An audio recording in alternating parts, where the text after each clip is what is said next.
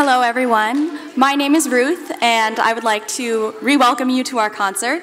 I would also love to introduce our first song, Wariyahe.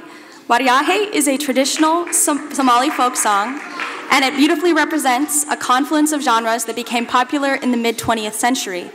Wariyahe is a love song belonging to the tradition known as Karami, which comes from the Arabic word meaning amorous or passionate. Okay. Oh. Can you take that as well? Okay.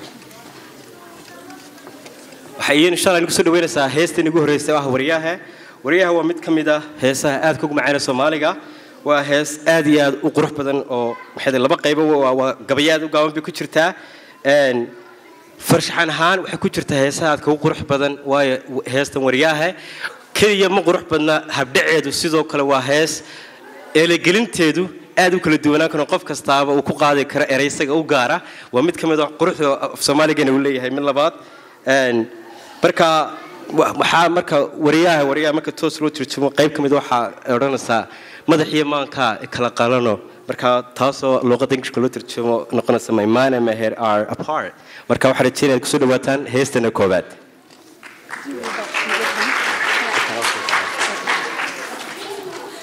The phrase Wariyahe is in itself an inviting call, like saying, hey you, come join us.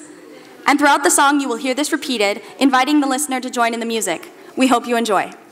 mar labaad mar saddexaad dhamaantiin ku soo dhawaada heestana koowaad Wariyahe aad baan u mahadsantahay.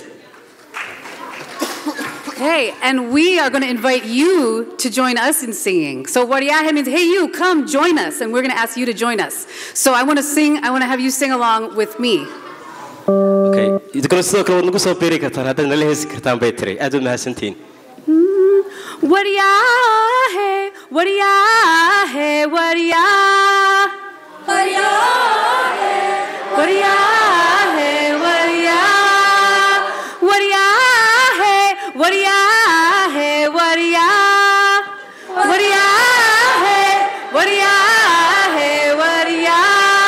Oh, you're sounding so good today. All right, so when you hear that, please sing along with us.